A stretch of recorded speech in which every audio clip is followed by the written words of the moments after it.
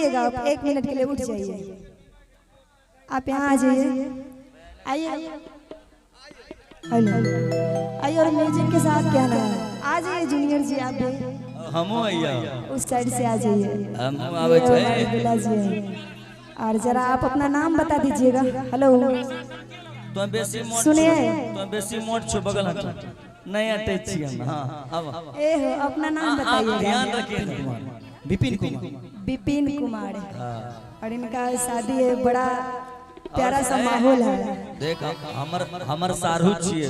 अच्छा हां ए कने अगले देवन भाई हो, एगो सारू और छे देवन भाई हो। ए हमर सारू देखो, दोनों सारू बिचार के कोट किन लग गए। लेकिन सुनिए ना, ये बड़े लग रहे हैं, छोटे लग रहे हैं ना। आप ओरिजिनल बात यहाँ दोनों जाने। क्या बात है।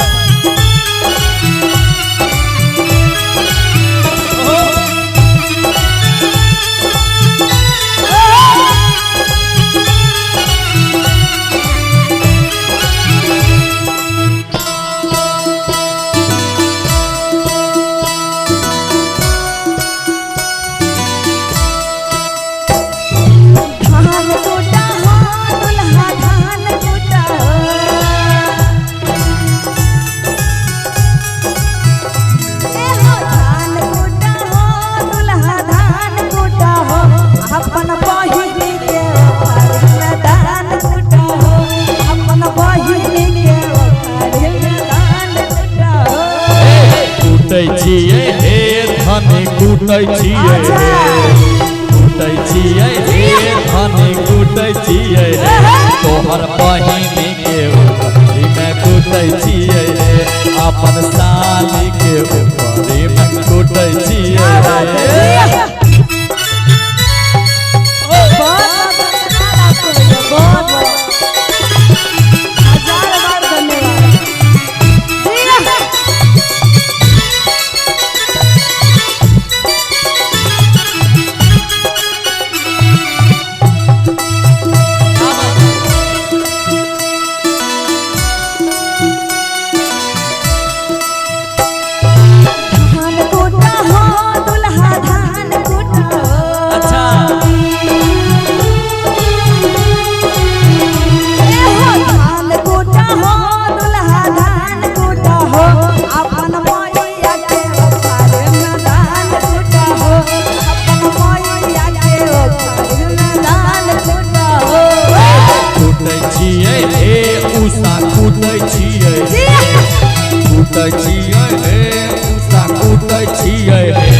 अपन सारा हज के अपन सारा हज के कूटै छियै। चिंता नहीं करे छे सारू हम छियै।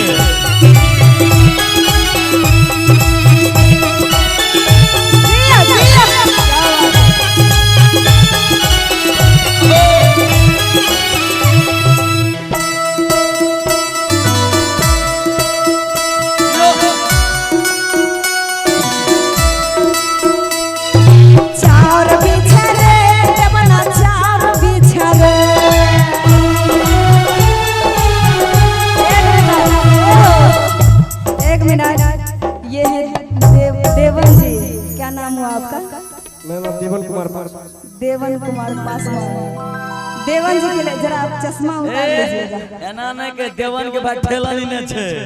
हां इने बुझिन हल्का हम गाएंगे तो आप डांस कीजिएगा। हल्का मनेले हमर भाई के बुझला। आज साली का शादी है, हीरो बन के रही है, ऐसे गवार के तरह। तुलसीदास के भाई खलसीदास छियो बुझला। ये है हमारे देवन जी, हमारे दुल्हन के जीजा जी हैं। और इनके लिए कहना है, अरे चार पीछे रे देवना चार पीछे रे,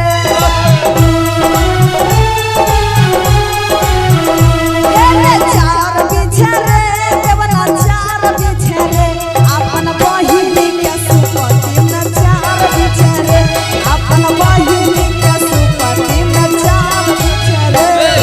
छीटै छियै के उसा छीटै छियै के छीटै छियै हे उसा छीटै छियै तोहर बहिनी के छीटै छियै रे तोहर बहिनी के छीटै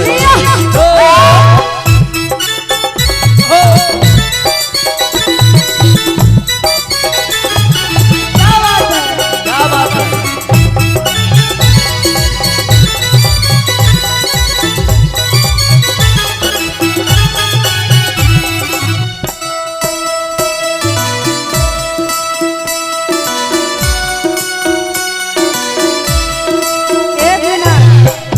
सुनिएगा भैया ए हो जूनियर जी जरा आगे आ जाइए हरे खीर बनावे रे जूनियर खीर बनावे रे दूध दे देगे उषा दूध दे देगे 1 किलो से नहीं है तो 5 किलो गे ढेरी लोग ए हो सुना ना की हो सुनबे पहले बोल लगा अरे खीर बनावे रे जूनियर खीर बनावे रे अच्छा खीर बनावे रे जूनियर खीर बनावे रे एक मिनट क्या है ये हमारे दुल्हन के मम्मी जी हैं आप बहुत बहुत धन्यवाद आपको आप जिए हजारों साल और इसी तरह अपने बेटी के शादी में लुटाते रहिए दान दक्षिणा क्या बात है आपको बार बार धन्यवाद आंटी जी ओरिजिनल और कहना है देखो हमरा फेरो दिलखिन हमरे ज्यादा माने छथिन हमर आंटी हमर देवन का ओने देवनो जी के मान दिलखिन हमर शाहरुख दियो हे देखियो आंटी जी देवन जी के त सब दिन देबे न करे छे गोर लगाए आय हमरा जूनियर जी के दियो एकदम दै छे देखो सुना हर खीर बनावे रे जूनियर खीर बनावे रे अपन बहिन के दकची में खीर बनावे रे अपन बहिन के दकची में खीर बनावे रे दूध दे देगे उषा दूध लेबोगे दूध दे देगे उषा दूध दे देगे अपन जर्सी गाय के 5 किलो दूध दे देगे अपन जर्सी गाय के 5 किलो दूध दे देगे